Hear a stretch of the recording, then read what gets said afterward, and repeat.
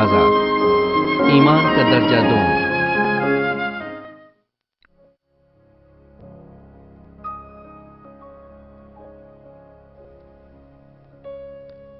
Romeo 12 باب 3 آیت۔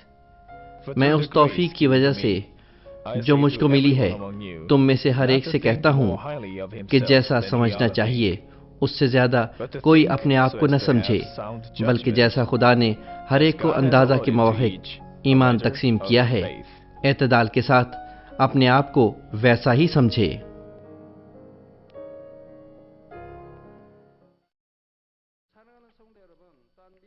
مسیح میں عزیز بھائیوں اور بہنوں، پوری دنیا میں 3900 کلیسیاؤں کی شاخوں بشمول متحدہ ریاستہائے امریکہ، انگلینڈ، کینیڈا، ہنڈوراس، پیرو، ارجنٹائن، جرمنی، فرانس، روس، بیلجیم، نیدرلینڈز اور افریقی ممالک بشمول کینیا، یوگینڈا، کانگو اور Japan, Pakistan, Indonesia, Philippines, Taiwan, India, Mongolia, مصر اور کوریا کی مقامی مقدس کلیسیاؤں کی شاخوں کے اراکین، وہ جو پوری دنیا میں انٹرنیٹ اور ٹیلی ویژن کی خدمات ملاحظہ کرتے ہیں۔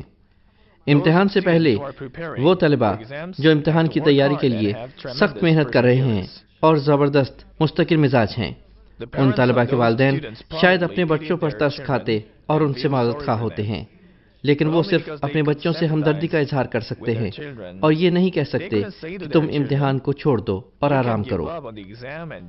اگر طلباء امتحان کو چھوڑ دیں تو شاید وہ آرام محسوس کریں، لیکن کوئی پھل نہیں کھواتے۔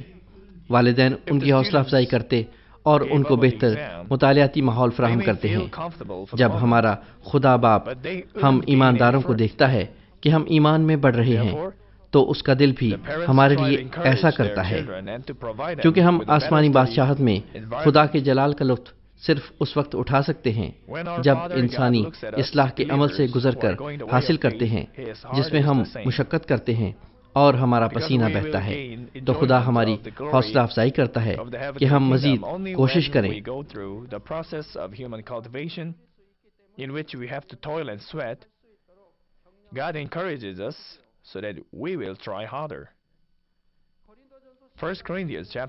پہلا گرنتھیوں 19 باب 15 آیت کہتی ہے، اگر ہم صرف اسی زندگی میں مسیح میں امید رکھتے ہیں تو سب آدمیوں سے زیادہ بد نصیب ہیں۔ اتوار کے روز جب تمام دوسرے لوگ آرام کرتے ہیں، آپ چرچ میں آتے ہیں، پرستش میں حصہ لیتے ہیں، عبادت میں شریک ہوتے ہیں، گرمی ہو، بارش یا برف باری ہو، آپ رات کی دعائیہ میٹنگز میں شرکت کرتے ہیں۔ بعض اوقات بچے بھی گود میں اٹھائے ہوتے ہیں۔ آپ شراب نوشی نہیں کرتے، آپ سگریٹ نہیں پیتے یا دنیاوی عیش و عشرت کا مزہ نہیں لیتے، تو کیا لوگ یہ نہیں سوچتے کہ ان کی زندگی میں کیا خوبصورتی ہے؟ بہت سے لوگ اصل میں سخت محنت نہیں کرتے، لیکن وہ اپنے ایمان کے ساتھ ہمیشہ وفادار ہیں اور ایمانداری کے ساتھ کام کرتے ہیں تاکہ ایسا لگے کہ وہ بڑا مشکل راستہ اپنائے ہوئے ہیں۔ حتیٰ کہ اگر کوئی بلا وجہ تمہارے دائیں گال پر تماچا مارتا ہے تو اسے جواب نہیں دیتے، بلکہ اپنا بایاں گال بھی اس کی طرف پھیر دیتے ہیں۔ آپ بے وقوف بھی لگتے ہیں۔ برائے مہربانی، جب کوئی آپ کے گال پر تماچا مارتا ہے اور آپ مذاق بنتے ہیں تو اس کے برعکس خدا نیکی سے پیار کرتا ہے۔ خدا خود بھی نیک ہے، پس وہ چاہتا ہے کہ اس کے بچے بھی نیک ہوں۔ وہ برائی سے نفرت کرتا ہے، اس لیے وہ ہمیں کہتا ہے کہ ساری برائیوں کو نکال پھینکو۔ لیکن اگرچہ آپ تنگ راستے سے جا رہے ہیں، اس کا یہ مطلب نہیں کہ آپ پر ترس کھایا جائے۔ دنیاوی لوگوں کی نظر میں یہ مشکل لگتا ہے، لیکن اس تنگ راستے کے آخر پر آسمان کی بادشاہی کا خوبصورت دروازہ آپ کا منتظر ہے۔ آپ کو یقیناً اس دروازے میں سے گزرنا ہے، پس خدا آپ کو کہتا ہے کہ اسی تنگ راستے سے گزرو۔ وہ آپ پر فضل کرتا ہے اور اچھی دوڑ دوڑنے کے لیے آپ کو قوت بخشتا ہے۔ اور جب آپ کے دل میں ایمان اور امید بڑھتے ہیں، مثلاً آپ کے ایمان کا اندازہ ترقی پاتا ہے، تو آسمانی بادشاہت کا دروازہ آئندہ آپ کے لیے تنگ نہیں رہتا بلکہ وسیع ہو جاتا ہے۔ جو ہی آپ آسمانی بادشاہت کے دروازے کو زیادہ واضح دیکھیں گے، آپ بلا رکاوٹ اس کی جانب دوڑ سکتے ہیں، پس آپ کی دوڑ آسان اور آسان تر ہو جائے گی۔ میں امید کرتا ہوں کہ اس پیغام کے وسیلہ آپ ایمان کا عظیم ترین درجہ پائیں گے اور آسمان کی بھرپور امید سے معمور ہو جائیں گے۔ میں اپنے خداوند کے نام میں دعا کرتا ہوں کہ آپ ہر روز بھرپور خوشی کے ساتھ آسمان کی بادشاہت کی جانب دوڑتے جائیں۔ ناظرین و سامعین، یہ ایمان کا اندازہ کے متعلق 7واں پیغام ہے، اور جب ہم امتحانات جاری کریں گے تو میں ایمان کے درجہ دوم کی بابت وضاحت کروں گا۔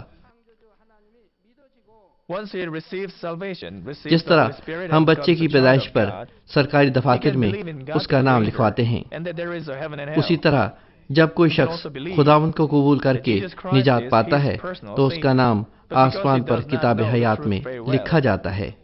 ایک بار جب وہ نجات پاتا ہے، روح القدس پاتا ہے اور خدا کا فرزند بن جاتا ہے، تو ایمان لا سکتا ہے کہ خدا خالق ہے اور فردوس اور جہنم بھی ہیں۔ وہ یہ ایمان بھی لا سکتا ہے کہ مسیح یسوع اس کا شخصی نجات دہندہ ہے، لیکن کیونکہ وہ سچائی کو اچھی طرح نہیں جانتا، وہ دنیا کے لوگوں سے فرق زندگی نہیں گزار سکتا، وہ صرف چرچ جانے والی زندگی گزارتا ہے، تو یہ زندگی اس زندگی سے بالکل مختلف نہیں جو خداوند کو قبول کرنے سے پہلے تھی۔ پھر جب وہ خدا کے کلام کو مزید سنتا ہے تو اسے احساس ہوتا ہے کہ اسے سچائی کے ساتھ رہنا ہے۔ اب وہ اس کلام کے مطابق چلنے کی کوشش شروع کرتا ہے جو اس نے سیکھا ہے۔ یہ درجہ دوم کے ایمان کی ابتدا ہے۔ پہلے درجے پر وہ کچھ نہیں جانتے، وہ سچائی کو نہیں جانتے، وہ صرف چرچ جاتے ہیں لیکن سوچتے کچھ اور ہیں۔ لیکن وہ کلام کو سیکھتے ہیں تو ان کا ایمان بڑھتا ہے۔ وہ جان جاتے ہیں کہ خدا کے کلام کی فرما برداری کرنی ہے اور اب اس پر چلنا ہے۔ وہ خدا کے کلام پر عمل کرتے ہیں۔ یہ ایمان کا دوسرا درجہ ہے۔ ایمان کے دوسرے درجے پر آپ کلام پر چلنے کی کوشش کرتے ہیں، لیکن آپ پوری طرح اس پر عمل نہیں کرتے۔ بعض اوقات آپ کرتے بھی ہیں، لیکن بعض اوقات آپ یہ جانتے ہوئے کہ گناہ نہیں کرنا، آپ پرانے راستوں پر چل پڑتے ہیں۔ چنانچہ جب آپ پیغام سنیں، آپ کو اس قابل ہونا چاہیے کہ آپ اپنا موازنہ کر سکیں کہ آپ کا ایمان کہاں ہے۔ نئے ایماندار جو پہلے درجے پر ہیں، برائے مہربانی دیکھیں کہ کیا آپ پہلے، دوسرے، تیسرے یا چوتھے درجے پر ہیں، یا کیا آپ نے 1% یا 2% مکمل کیا ہے۔ آپ نے 100% کے حساب سے کتنا مکمل کیا ہے۔ اپنا موازنہ کرنے سے آپ اعلیٰ درجات تک پہنچ سکتے ہیں۔ لیکن ایمان کے دوسرے درجے پر بھی کوئی فرد مختلف پیمائشوں پر عمل کر سکتا ہے۔ پہلی بات یہ ہے کہ کچھ ایسے لوگ ہیں جو صرف درجہ اول سے درجہ دوم تک جاتے ہیں، کیونکہ یہ لوگ جو کچھ کرنے کے قابل نہیں ہیں، ایمان میں وہ اس سے کہیں زیادہ کر سکتے ہیں۔ دوسرے یہ کہ کچھ لوگ ایسے ہیں جو کلام پر عمل کرنے کی بہت قوت رکھتے ہیں، وہ درجہ اول کی نسبت درجہ سوم کے زیادہ قریب ہوتے ہیں۔ اس لیے آپ اپنے ایمان کا اندازہ اس طرح لگا سکتے ہیں کہ آپ نے درجہ دوم کا ایمان 1%، 50% یا 80% اور یا 90% مکمل کر لیا ہے، اور آپ عنقریب ایمان کے درجہ دوم سے درجہ سوم میں جانے والے ہیں۔ مثال کے طور پر آپ سب جانتے ہیں کہ آپ کو سبت ماننا چاہیے۔ آپ یہ بھی جانتے ہیں کہ آپ کو پوری دیگی دینی چاہیے۔ سبت ماننے کے لیے آپ کو صبح سے شام تک عبادات شرکت کرنی ہے، نہ کچھ خریدنا ہے اور نہ کچھ فروخت کرنا ہے، اور روح القدس اور سچائی سے پرستش بھی کرنی ہے۔ وہ دیگی محض ہدیہ نہ ہو بلکہ پوری دیگی ہو۔ پس ان چیزوں کو دیکھتے ہوئے آپ اپنے ایمان کا اندازہ لگا سکتے ہیں۔ اب ہم کہیں کہ سبت کو پاک رکھو، لیکن بعض اوقات آپ اسے بھول جاتے ہیں۔ مثال کے طور پر خاندان میں کوئی مسئلہ ہے، شادی یا سالگرہ ہے، آپ خاندانی تقریب میں جانے کے لیے عبادتی میٹنگ کو چھوڑ دیتے ہیں۔ اور بھی معاملات ہیں جہاں آپ خدمات کو چھوڑتے ہیں۔ اس کا مطلب ہوا کہ آپ ایمان کے دوسرے درجے پر ہیں۔ اگر آپ صرف صبح کی میٹنگ میں جاتے ہیں اور شام کو نہیں جاتے تو اس کا مطلب ہے کہ آپ ایمان کے پہلے درجے پر ہیں، آپ دوسرے درجے پر بھی نہیں ہیں۔ اس طرح آپ کو ایمان کا موازنہ کرنا چاہیے۔ ایلڈروین کا باپ 87 سال کی عمر میں وفات پا گیا، لیکن اس کے خاندان کے تمام افراد نے میٹنگ میں شرکت کی۔ میں نے ایلڈروین کو مشورہ دیا کہ تم اس کے پہلوٹے بیٹے ہو، اس لیے تمہیں میٹنگ کے فوراً بعد گھر جانا چاہیے، مگر اس کے تمام خاندان نے پہلی میٹنگ میں حاضری دی۔ میری ماں جب 91 برس کی ہوئی تو چل بسی۔ یہ بھی اتوار کا دن تھا۔ مجھے تقریباً صبح 7 بجے میرے آبائی گاؤں سے فون پر اطلاع ملی کہ میری والدہ وفات پا گئی ہے، لیکن میں نے صبح اور شام کی پرستش میں شرکت کی اور پھر اپنے گاؤں روانہ ہوا۔ اس وقت میرے بھائی اور میری بہنیں زیادہ ایمان نہیں رکھتے تھے، تو بھی انہوں نے مجھے کچھ نہیں کہا۔ میری والدہ صبح سویرے ہی فوت ہو چکی تھی، جبکہ میں رات کے وقت وہاں پہنچا، پھر بھی کسی نے مجھے کچھ نہ کہا، بلکہ وہ مجھے دیکھ کر خوش ہوئے۔ بے شک مجھے بیٹے کی حیثیت سے وہاں ہونا چاہیے تھا، البتہ وہ مجھے دیکھ کر خوش ہوئے اور انہوں نے مجھے آرام دیا۔ آپ جس قسم کا ایمان دکھائیں گے اس کے مطابق اپنے خاندان کے افراد کے دلوں کو بدل سکیں گے۔ وہ سوچیں گے یہ ایک ایماندار شخص ہے اور مخصوص کیا ہوا ہے، اور وہ آپ کو کوئی تکلیف نہیں آنے دیں گے۔ ناظرین، سامعین، بے شک آپ کلیسیا میں اہم ذمہ داری رکھتے ہیں۔ اگر آپ اب بھی کلام مقدس پر عمل نہیں کرتے اور جھوٹ کے سائے میں رہتے ہیں تو آپ ایک بچے جیسا ایمان رکھتے ہیں اور ایمان کے دوسرے درجے پر ہیں۔ یہ پاسٹرز، ایلڈرز، بزرگ خادمین اور سنڈے اسکول ٹیچرز پر بھی لاگو ہوتے ہیں۔ خدا لوگوں کے دلوں کو دیکھتا ہے اور وہ ہمارے ایمان کو کلیسیائی رتبوں سے نہیں ناپتا کہ ہم کب سے مسیحی ہیں یا ہم خدا کے کلام کو کتنا جانتے اور سکھاتے ہیں۔ وہ دیکھتا ہے کہ ہم اس کے کلام کی کس قدر فرمانبرداری کرتے ہیں۔ پہلا کرنتھیوں 3 باب پہلی آیت کہتی ہے، اور اے بھائیو، میں تم سے اس طرح کلام نہ کر سکا جس طرح روحانیوں سے، بلکہ جیسے جسمانیوں سے جو مسیح میں بچے ہیں۔ میں نے تمہیں دودھ پلایا اور کھانا نہ کھلایا۔ وہ کہتا ہے، اور اے بھائیو، میں تم سے اس طرح کلام نہ کر سکا جس طرح روحانیوں سے، بلکہ جیسے جسمانیوں سے جو مسیح میں بچے ہیں۔ مثلاً وہ ایمان کے پہلے اور دوسرے درجے پر تھے، چنانچہ وہ روحانی غذا نہ لے سکے، وہ انہیں روحانی غذا نہ دے سکا۔ اس نے ان کے ساتھ بچوں کا سا سلوک کیا، کیونکہ وہ جسم کی ملکیت تھے، وہ کلام کے مطابق نہ چل سکے، وہ نور میں نہ چل سکے، بس وہ جسمانی تھے۔ اس لیے پولس رسول ان کو صرف بچوں جیسی غذا دے سکا، کیونکہ ابھی آپ اسے حاصل کرنے کے لائق نہ تھے، حتیٰ کہ اب بھی آپ اس قابل نہیں ہیں، کیونکہ آپ ابھی تک جسمانی ہیں۔ اور کیا آپ عام آدمی کی طرح نہیں چل رہے؟ کیا آپ اب بھی حسد اور بغض کرتے ہیں؟ پھر تو آپ جسمانی ہیں۔ اگر آپ کسی سے حسد اور بغض کرتے ہیں، اس کی عدالت کرتے ہیں اور اس پر الزام لگاتے ہیں یا غیبت گوئی کرتے ہیں، تو پھر آپ جسمانی ہیں۔ آپ صرف ایمان کے پہلے یا دوسرے درجے پر ہیں، آپ ابھی بچے ہیں۔ ٹھیک ہے، آپ ایلڈر ہیں، پرانے خادم ہیں، یا چھوٹے گروپ لیڈر یا جماعت کے لیڈر یا ڈیکن ہیں، پھر تو آپ کو کم از کم ایمان کے تیسرے درجے پر ہونا چاہیے۔ لیکن آپ اب بھی دوسروں سے حسد اور بغض کرتے ہیں۔ مثال کے طور پر صرف ایمان کے پہلے یا دوسرے درجے پر ہیں، آپ ترقی نہیں کر رہے، بس آپ روح میں ابھی کم سن اور جسمانی ہیں۔ آپ کو روح کی ملکیت ہونا چاہیے، اور خدا کہتا ہے کہ وہ روح ہے، چنانچہ ضرور ہے کہ اس کے پرستار روح اور سچائی سے اس کی پرستش کریں۔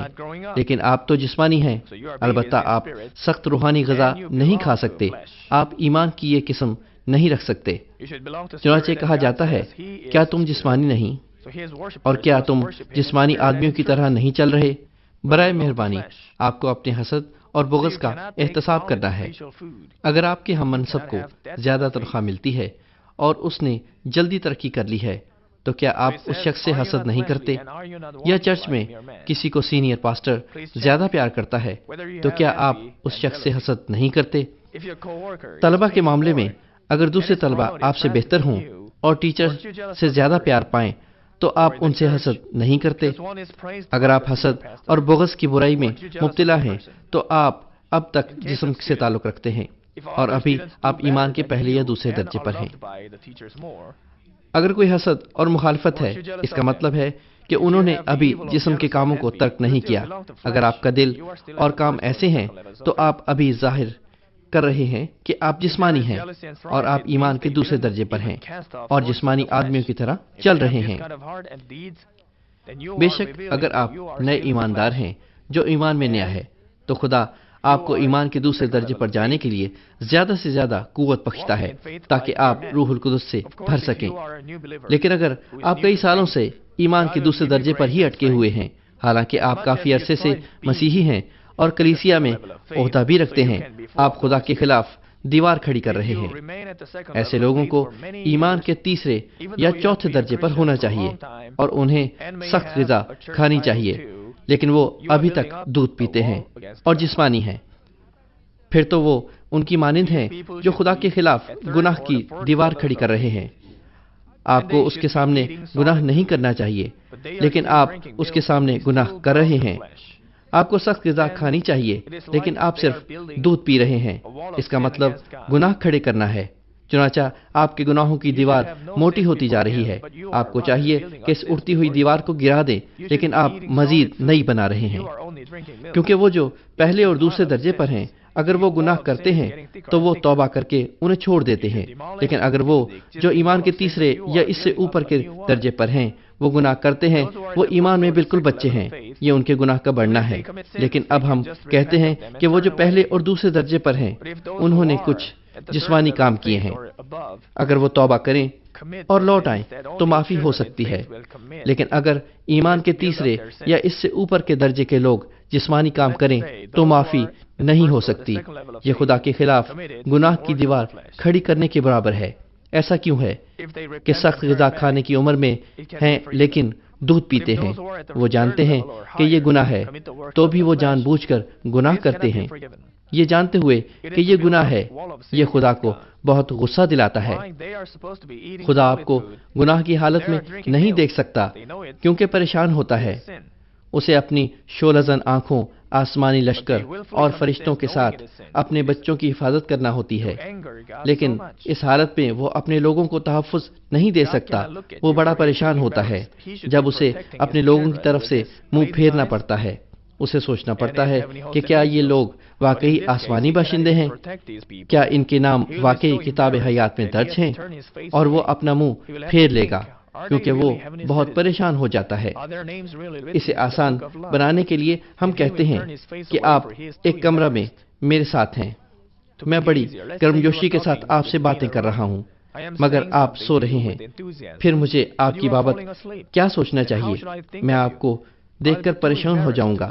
میں ضرور سوچوں گا یہ شخص مجھے کمتر سمجھ رہا ہے، یہ میری بات کو انسنی کرتا ہے، یہ میری بات کو نظر انداز کر رہا ہے، یہ نامعقول ہے۔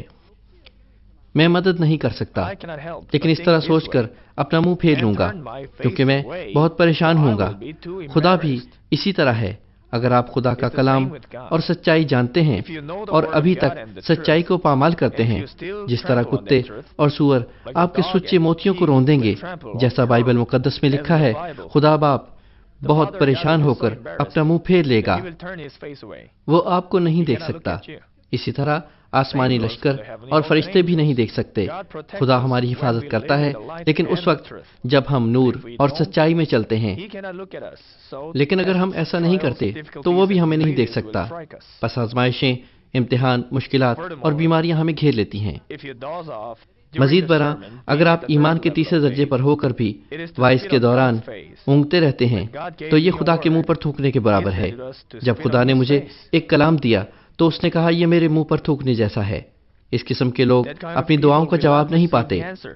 آپ یہ سن کر پریشان ہوں گے کہ آپ تو خدا کے چہرے کو دیکھنے کے لائق بھی نہیں ہیں اور یہ اس کے منہ پر تھوکنے جیسا ہے۔ ایسے لوگ وعظ کے دوران نہ اونگنے کی کوشش کرتے ہیں، لیکن وہ حقیقت میں ایسا نہیں کر سکتے۔ وہ اس لیے کہ ان کے اور خدا کے درمیان گناہ کی دیوار بلند ہوتی جا رہی ہے۔ انہیں اس دیوار کو گرانا چاہیے، جبکہ وہ گناہ کی دیوار کو مزید اونچا کرتے جاتے ہیں۔ اگر وہ کسی پر الزام لگاتے اور اس سے حسد کرتے ہیں تو بھی انہیں ہرگز ایسا نہیں کرنا چاہیے۔ یہ بڑا گناہ ہے۔ چنانچہ اگر آپ گناہ کی اس دیوار کو نہیں گراتے تو دشمن ابلیس جو آپ کو وعظ کے دوران سلاتا ہے وہ آپ سے کبھی دور نہیں جائے گا۔ اگر وہ لوگ جو ایمان کے تیسرے درجے پر ہوں اور جسم کے کام یا گناہ کریں جو موت تک پہنچاتے ہیں، تو اگرچہ انہوں نے پہلا اور دوسرا درجہ کامیابی کے ساتھ پاس کیا ہو تو بھی اگر وہ توبہ نہ کریں تو انہیں معافی نہیں ہوگی اور وہ زوال پذیر ہو جائیں گے۔ کیوں؟ جس طرح عبرانیوں 6 اور 10 ابواب میں لکھا ہے کہ وہ جب جانتے ہیں کہ یہ گناہ ہے تو پھر وہ کیوں گناہ کرتے ہیں؟ انہوں نے یہ جانتے ہوئے گناہ کیا ہے کہ یہ موت کا راستہ ہے۔ وہ خداوند کو بار بار مسلوب کرتے ہیں، پس اگر وہ توبہ کرنا چاہتے ہیں تو بھی نہیں کر سکتے، پھر آپ کس طرح معافی پا سکتے ہیں؟ آپ کو آنسوؤں کے ساتھ اور ناک سے پانی بہا بہا کر توبہ کرنی چاہیے، لیکن توبہ کی وہ روح آسانی سے نہیں آ سکتی۔ پوری طرح توبہ کرنے کی روح کیا ہے؟ توبہ صرف اتنا ہی نہیں کہ آپ کے آنسو نکلیں اور ناک سے پانی بہنے لگے۔ بے شک آپ کو آنسو اور ناک سے پانی بہا کر رونا چاہیے، لیکن اس کی 2 اقسام ہیں۔ بعض ایماندار اس لیے آنسو اور ناک سے پانی بہاتے ہیں کیونکہ وہ جذباتی ہیں۔ جب ان کے والدین فوت ہوں تو جو حقیقتاً ان کی عزت اور اچھے طریقے سے خدمت کرتے ہوں گے وہ اپنے آپ پر قابو پانے کی کوشش کریں گے، لیکن بعض لوگ حتیٰ کہ مرد بھی اونچی آواز میں روئیں گے۔ بہویں بہت روئیں گی، ان میں سے کچھ دلی افسوس کے ساتھ روئیں گی، لیکن بعض لوگ صرف اوپر اوپر سے روئیں گے۔ آپ کو یہ محسوس کرنا چاہیے، یہاں تک کہ آپ آسمان کی طرف دیکھ کر خدا کے سامنے افسوس کریں کیونکہ آپ نے گناہ کیا ہے۔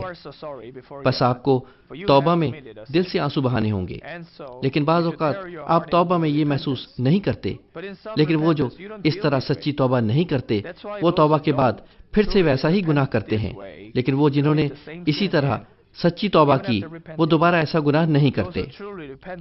وہ اپنے دل میں سے گناہ بھری فطرت کو نکال سکتے ہیں اگر وہ سچی توبہ کرے تو، لیکن اگر آپ میں گناہ بھری فطرت باقی ہے تو یہ توبہ وقتی تھی۔ ممکن ہے کہ باپ ایک بار آپ کی غلطی کو درگزر کرے، لیکن اگر وہی غلطی دوسری یا تیسری بار ہوئی تو خدا آپ کی توبہ کو منظور نہیں کرے گا، بے شک آپ آنسو یا ناک سے پانی بہائیں۔ یہ توبہ جھوٹی کیوں ہے؟ یہ سچ نہیں ہے۔ وہ اپنے دل کی گہرائی سے توبہ نہیں کرتے، چنانچہ باپ انہیں قبول نہیں کرتا۔ اس طرح ایمان کا پہلا، دوسرا اور اگلے درجات مختلف ہیں۔ وہ گناہ پر غالب آنے کی قوت نہیں رکھتے کیونکہ ان کا ایمان چھوٹا ہے۔ ان کا ایمان رائی کے دانے کی مانند چھوٹا ہے، لیکن وہ آج بھی کلام کے ساتھ چلنے کی کوشش کر رہے ہیں۔ خدا اس سچائی سے خوش ہوتا ہے۔ وہ خدا کے کلام کو سنتے اور گناہ کو نکال پھینکنے کی کوشش کرتے ہیں۔ اس طرح وہ ایمان کے تیسرے درجے کی جانب بڑھ رہے ہیں، لیکن وہ ایمان کے تیسرے درجے پر ہیں یا اس سے اوپر، مگر حرکتیں پہلے یا دوسرے درجے والی کرتے ہیں۔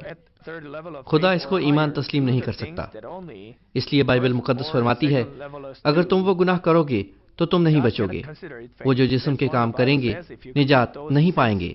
وہ خدا کے خلاف گناہ کی دیوار بنانا جاری رکھیں گے۔ یہ محض ایک بہانہ ہے کہ آپ نے خدا کا کلام نہیں سنا، اور آپ کئی سالوں سے خدا کا کلام سننے کے بعد نظر انداز کرتے آ رہے ہیں۔ یہ کتنا پریشان کن ہے۔ اس لیے اگر آپ دعا کریں اور عبادات میں شرکت کریں تو بھی آپ کے لیے روح القدس کی معمولی حاصل کرنا مشکل ہے، اور آپ روحانی فہم آسانی سے حاصل نہیں کر سکتے۔ خدا کے کلام کا مزہ میٹھے شہد کی طرح لینا چاہیے، لیکن وہ اونگتے ہیں کیونکہ وہ اس طرح محسوس نہیں کرتے۔ وہ تھکن اور اکتاہٹ محسوس کرتے ہیں۔ بعض تو کہتے ہیں کہ 1 یا 1.5 گھنٹے کا پیغام ان کے لیے بہت مختصر ہے، لیکن بعض صرف اس کے ختم ہونے کا انتظار کرتے ہیں۔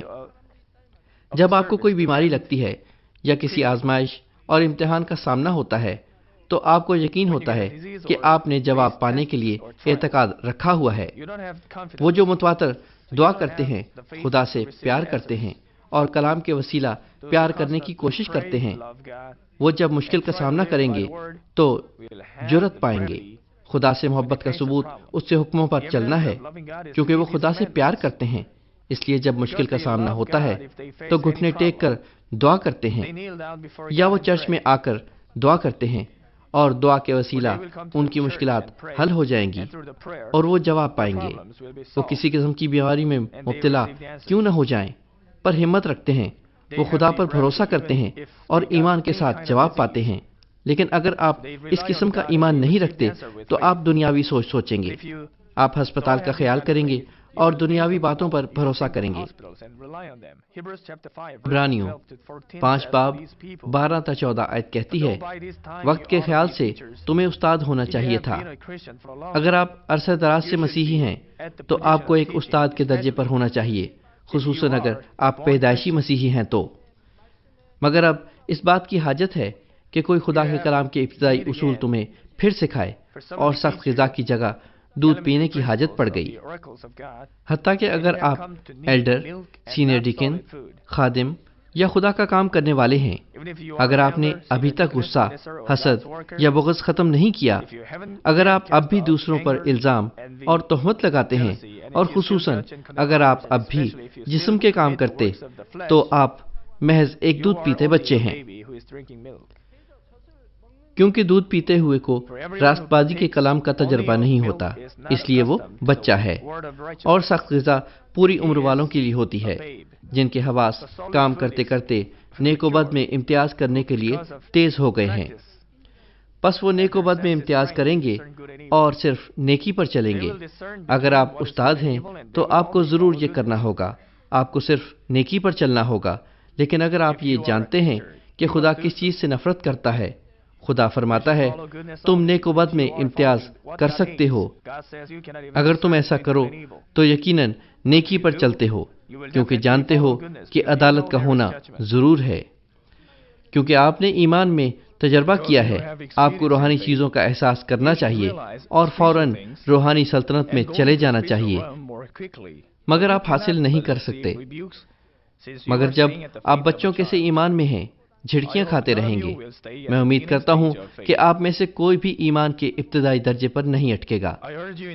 میں خداوند کے نام میں آپ پر زور دیتا ہوں کہ آپ جلد روحانی سلطنت میں داخل ہوں، ان کی طرح جو تیز بہاؤ پر ہیں۔ ناظرین و سامعین، پھر ایمان کے دوسرے درجے کے لوگ کیسی رہائش گاہ اور کیسا انعام پائیں گے۔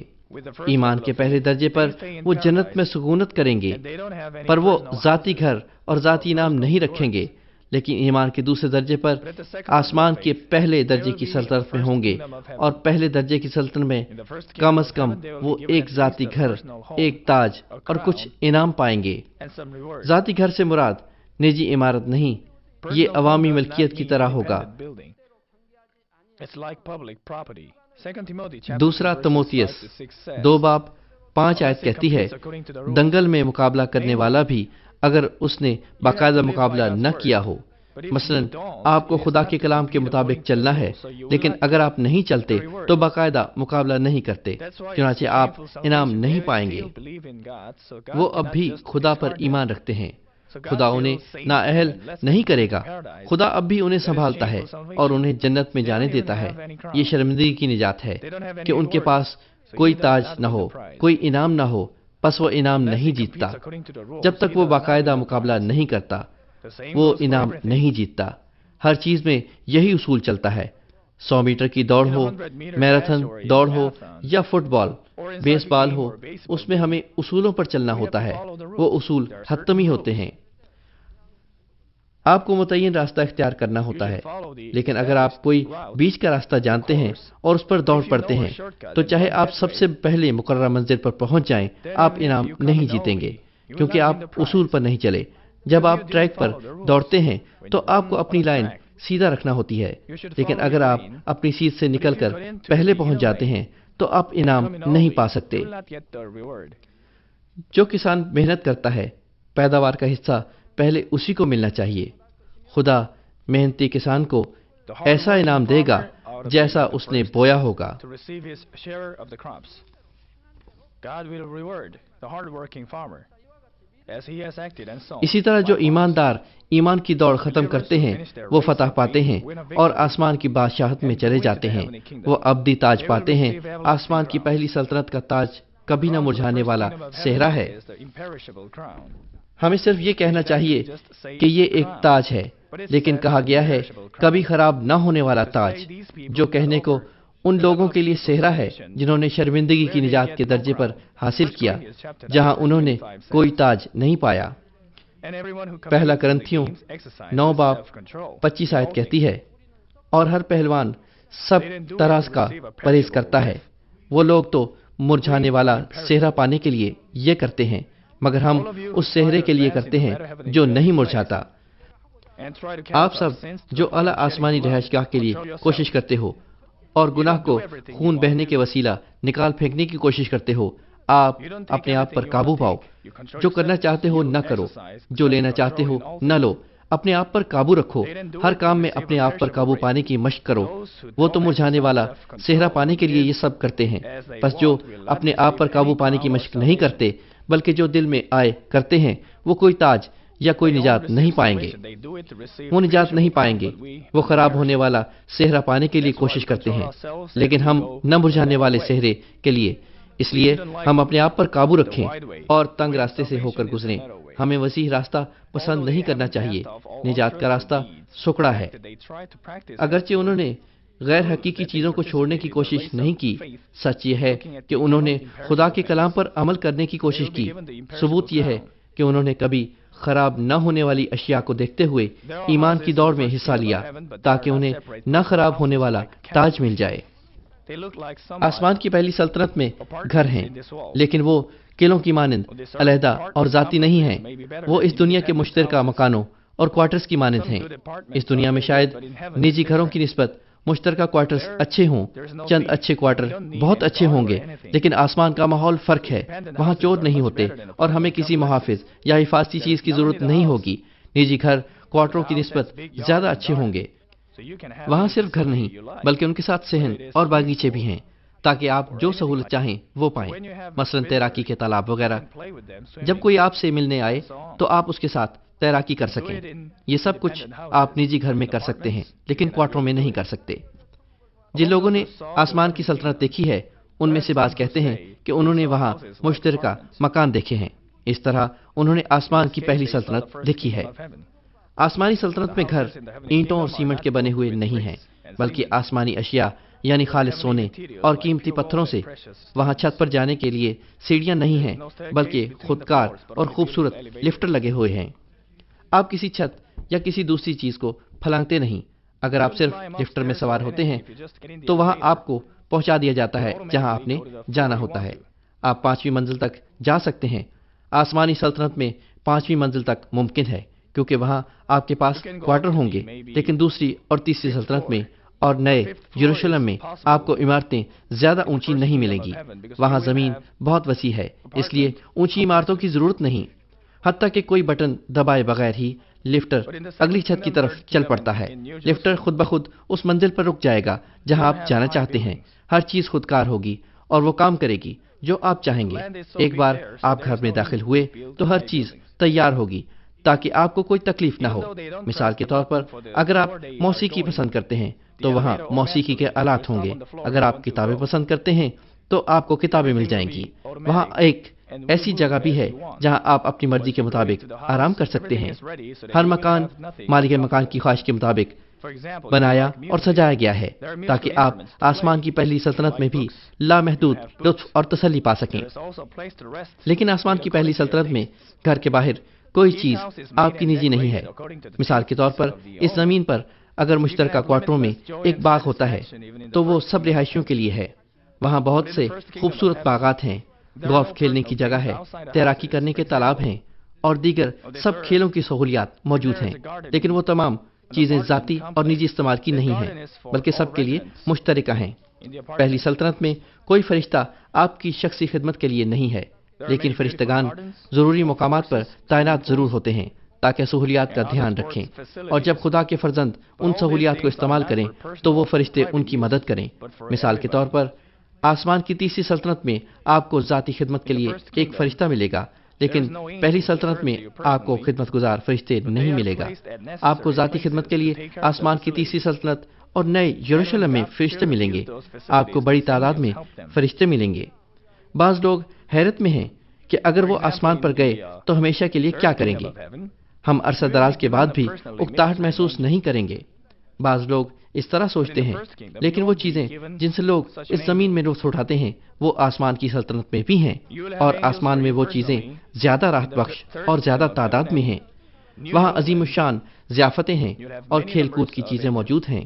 وہاں کئی اقسام کی تفریح اور کھیل ہیں۔ ہم لامحدود روحانی سلطنت کے متعلق سیکھنا جاری رکھیں گے، کیونکہ آسمان پر جسمانی چیزیں نہیں ہیں، اس لیے وہاں ذہن کی تبدیلی ممکن نہیں ہے۔ وہاں تکلیف دہ کوئی چیز بالکل نہیں رہتی۔ ہر لمحہ لطف اور خوشی سے بھرا ہوگا۔ لیکن یہ دنیا بڑی تکلیف دہ ہے۔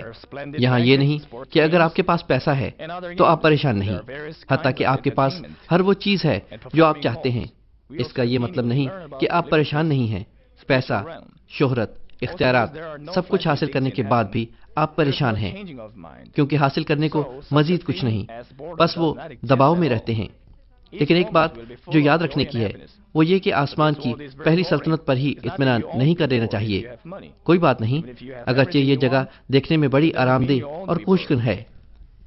میں نے آپ کو صرف جنت کا حال بتایا ہے، جہاں درجہ اول ایمان والے رہیں گے۔ یہ جگہ بہت خوبصورت اور حیرت انگیز ہے۔ اس کا موازنہ زمین کی کسی بھی خوبصورت جگہ سے نہیں کیا جا سکتا، لیکن جنت اور درجہ اول کی سلطنت کے درمیان بہت بڑا فرق ہے۔ مثال کے طور پر یہ آزادی اس طرح ہے جیسے مچھلی کے جار میں سنہری مچھلی ہو اور بحر الکاہل میں ویل مچھلی تیرتی ہو۔ اس کا موازنہ کسی صورت ایک دوسرے سے نہیں کیا جا سکتا۔ کیا آپ یہ نہیں سوچتے کہ مچھلی کے جار میں سنہری مچھلی کا دم گھٹتا ہوگا اور وہ دباؤ محسوس کرتی ہوگی؟ شاید آپ کو اچھا لگتا ہو، لیکن مچھلی کے لیے یہ گلا گھونٹنے کے برابر ہے۔ شاید یہ ان کے لیے محفوظ جگہ ہو، لیکن اگر وہ دریا یا سمندر میں تیر سکیں تو کس قدر آزادی محسوس کریں گی۔ پنجرے کے اندر پرندے کس قدر محتاج ہوتے ہیں۔ کیا آپ نے کبھی یہ محسوس نہیں کیا کہ آپ انہیں آزاد کر دیں؟ پرندوں کے لیے یہ خوشکن ہوگا اگر وہ لکڑی کے پنجرے میں سے نکل کر ہوا میں اڑ سکیں، مگر گھر میں پرندوں کے واسطے ایک چیز فائدہ مند ہے کہ انہیں خوراک کی فکر نہیں ہوتی۔ پہلی اور دوسری سلطنت کے درمیان اس سے بھی زیادہ فرق ہے۔ دوسری اور تیسری سلطنت کے درمیان فرق جہاں وہ پاکیزہ فرزند رہیں گے اس قدر ہے جتنا آسمان اور زمین کے درمیان ہے۔ ان کا تو تصور ہی مختلف ہے۔ مجھے یہ نہیں کہنا کہ نئے یروشلم میں تیسری سلطنت کی نسبت زیادہ بڑی خوشی ہے، لیکن صرف اس زمین کی محدود زبان اور محدود فہم کے ساتھ ہم جنت کی خوبصورتی کی وضاحت نہیں کر سکتے، تو پھر ہم نئے یروشلم کی وضاحت کس طرح کر سکتے ہیں؟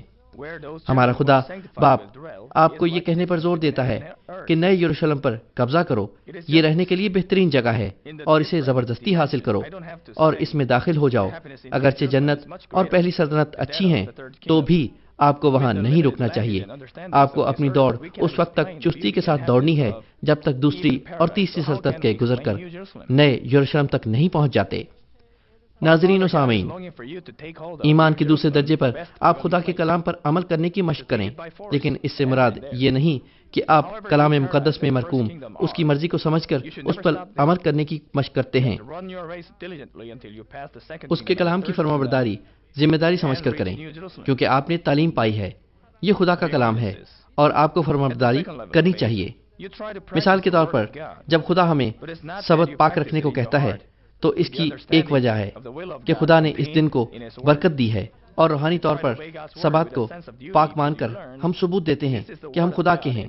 پس دشمن ابلیس اور شیطان ہماری آزمائش نہیں کر سکتا اور کوئی مشکل نہیں لا سکتا۔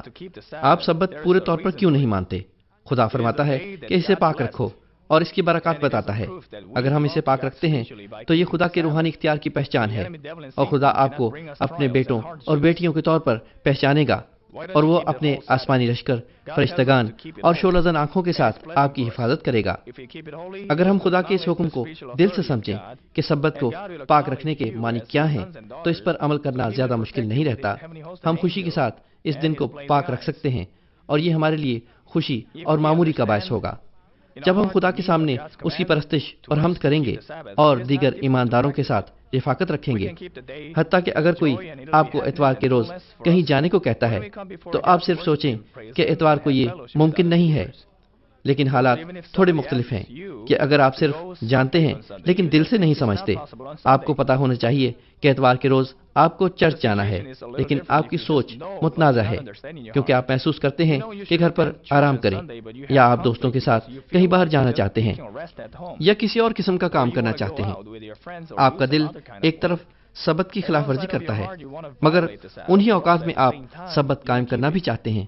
یہ دو دلوں کی سی سوچ ہے، آپ کے دل میں تنازع پیدا کر دیتی ہے، یعنی روح القدس کی خواہش ہے کہ آپ خدا کے کلام پر عمل کریں اور جسم کی خواہشات کے خلاف لڑیں جو آپ کو دنیا داری میں لے جاتی ہیں۔ پر تنازع آپ کے دل میں ہی ہے۔ اس وقت اگر آپ کی دنیاوی خواہش زیادہ مضبوط ہے تو یہ آپ کی چرچ جانے والی خواہش کو آسانی سے دبا سکتی ہے۔ پس غالباً آپ سبت کی خلاف ورزی زیادہ کرتے ہیں۔ اس کے برعکس اگر روح القدس کی خواہش زیادہ مضبوط ہے تو دنیاوی خواہش پر غالب آنا آسان ہے، پس آپ سبت پر قائم رہیں گے۔ یہ لڑائی اس وقت تیز ہو جائے گی جب دونوں قوتیں برابر ہوں گی۔ اگر ایک خواہش زیادہ مضبوط ہے تو دل چاہے سچا ہو یا جھوٹا، آپ کے اندر تنازع زیادہ نہیں ہے۔ اگر سچائی کا دل زیادہ مضبوط ہے تو آپ آسانی سے سچ پر چلیں گے، اگر جھوٹ کا دل زیادہ مضبوط ہے تو آپ جھوٹ پر چلیں گے۔ لیکن ایمان کے دوسرے درجے کے درمیان جب حق و باطل کی دونوں قوتیں برابر ہوں تو آپ کو اپنے دل پر زیادہ تیز جدوجہد کرنی پڑتی ہے۔ چنانچہ رومیو 7 باب 24 آیت کہتی ہے، ہائے میں کتنا کمبخت آدمی ہوں، اس موت کے بدن سے مجھے کون چھڑائے گا؟ جیسا کہا گیا ہے کہ آپ کو افسوس کرنا اور محسوس کرنا چاہیے کہ مسیحی زندگی گزارنا بہت مشکل ہے، لیکن آخرکار وہ غالب آیا۔ البتہ اگلی آیت میں آپ پڑھ سکتے ہیں کہ وہ شکر گزاری کر رہا ہے، لیکن آپ ہمیشہ کے لیے اسے مشکل محسوس نہیں کریں گے۔ دعا اور کوشش کو بڑھائیں تاکہ روح القدس کی خواہش پر عمل کریں اور سچائی کی مشق کریں، تو رفتہ رفتہ جھوٹ پر چلنے کی خواہش کمزور پڑتی جائے گی، تب سچ پر چلنے کی خواہش بڑھ جاتی ہے، چنانچہ سچائی پر چلنا آسان ہو جائے گا۔ جب یہ کرتے ہیں تو آپ کی زندگی ایمان میں خوش ہو جائے گی اور روح القدس سے بہت بھر جائے گی۔ جب آپ وہ ایمان پاتے ہیں جہاں آپ اس عمل سے گزرنے کے بعد خدا کے کلام پر عمل کرتے ہیں تو آپ ایمان کا تیسرا درجہ حاصل کرتے ہیں۔ آپ کہاں پہنچے ہیں؟ ایمان کا تیسرا درجہ کلام پر عمل کرنے کا ایمان کہلاتا ہے۔ یہ دودھ اور نرم غذا کھانے کے بعد کی منزل ہے جہاں آپ اپنے ایمان میں سخت غذا لے سکتے ہیں۔ میں اگلے پیغام میں ایمان کے تیسرے درجے کی وضاحت کروں گا۔ ناظرین و سامعین، میرے بچپن سے اگر میں کچھ کرنے کی ٹھان لیتا تھا تو حقیقت میں اس پر قائم رہتا تھا۔ صرف دوسروں کے ساتھ وعدوں کی بات نہیں بلکہ میں خود سے وعدہ توڑتا تھا تو خود کو سزا دیتا تھا جو میں نے اپنے لیے تجویز کی ہوئی تھی، مثلا کھانا چھوڑ دینا تاکہ آئندہ میں اپنے وعدے پر قائم رہوں۔ یہ میری عادت کے سبب ہے اور یہ میری ایمانی زندگی میں میرے لیے بڑا فائدہ مند تھا۔ ایک بار میں کلام مقدس سن کر اسے سمجھ لیتا تھا، اپنے ذہن تیار کر لیتا تھا اور ایک بار جو ذہن بنا لیتا تھا وہ کر گزرتا تھا۔ آپ کے لیے بہت ضروری ہے کہ ایمان کے اعلیٰ درجات پانے کے لیے آپ جو فیصلہ کریں اسے بلا تاخیر اور بلا تبدیلی کر گزریں۔ میں امید کرتا ہوں کہ جو ہی آپ خدا کے کلام کو سمجھیں گے اس کی فرمانبرداری شروع کر دیں گے اور بیچ کے راستے میں اپنا رویہ تبدیل نہیں کریں گے۔ میں خداوند میں دعا کرتا ہوں کہ خدا ان پر اپنا فضل برسائے اور انہیں مضبوط کرے جو یہ کرتے ہیں۔ آمین۔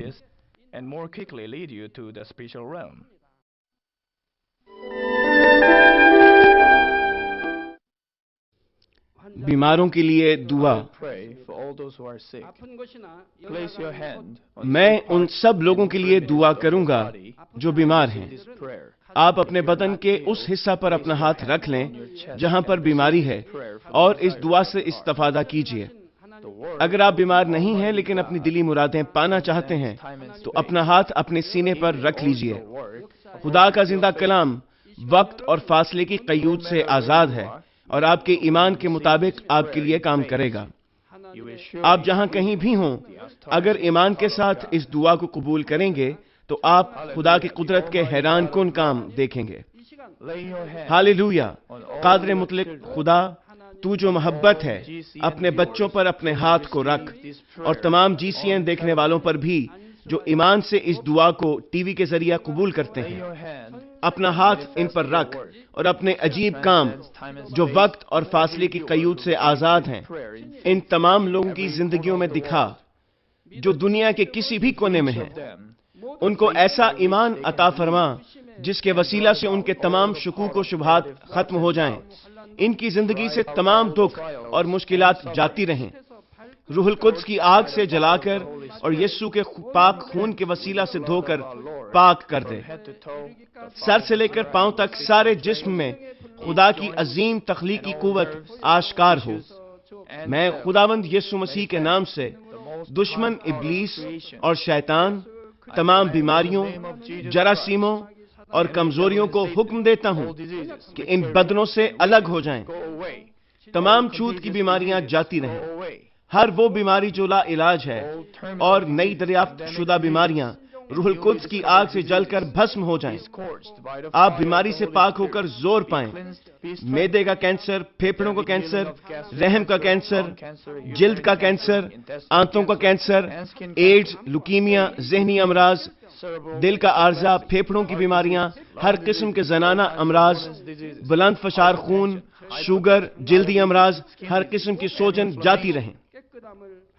پولیو، فالج، جوڑوں کا درد اور کمر کا درد یسوع مسیح کے نام میں ختم ہو جائیں۔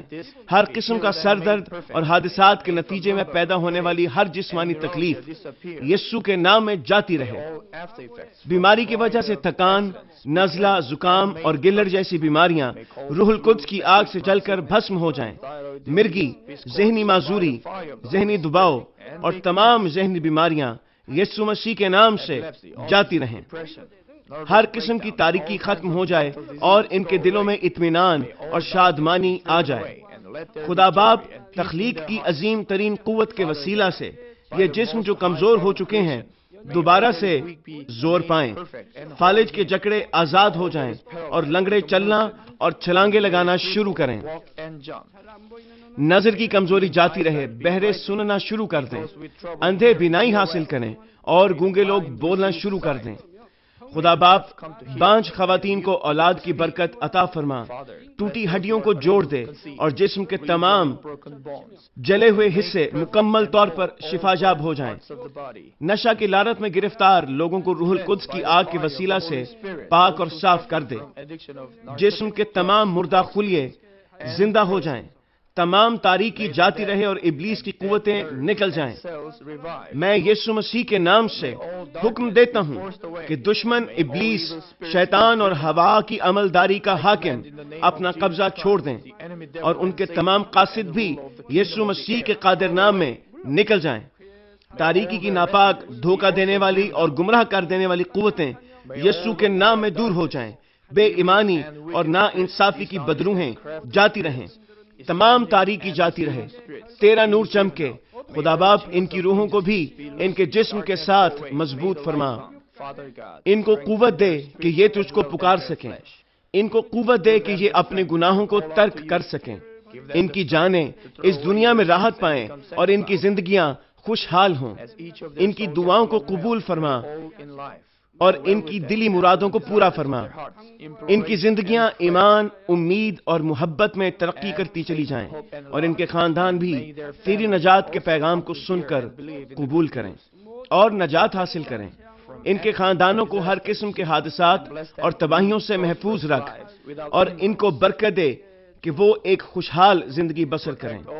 اے خدا، اپنے فرزندوں کو گھروں اور کاروبار کی جگہ پر روح القدس کی آتشی باڑ میں محفوظ رکھنا اور تیری آنکھیں جو آگ کے شعلہ کی مانند ہیں ان کو دیکھتی رہیں۔ ان کا باہر جانا اور اندر آنا مبارک ہو۔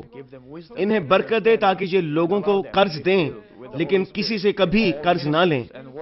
انہیں حکمت اور عقل دے اور ان پر فضل کر کہ وہ روح القدس سے معمور ہو جائیں۔ خداوند اپنے خادموں کو وہ کام کرنے کی توفیق اور فضل عطا فرما جو تو نے انہیں سونپا ہے۔ ہر چرچ میں ایک انقلاب برپا کر دے۔ اپنے بچوں کی رہنمائی کر تاکہ وہ تجھے جلال دیں جو بھی کام وہ کریں۔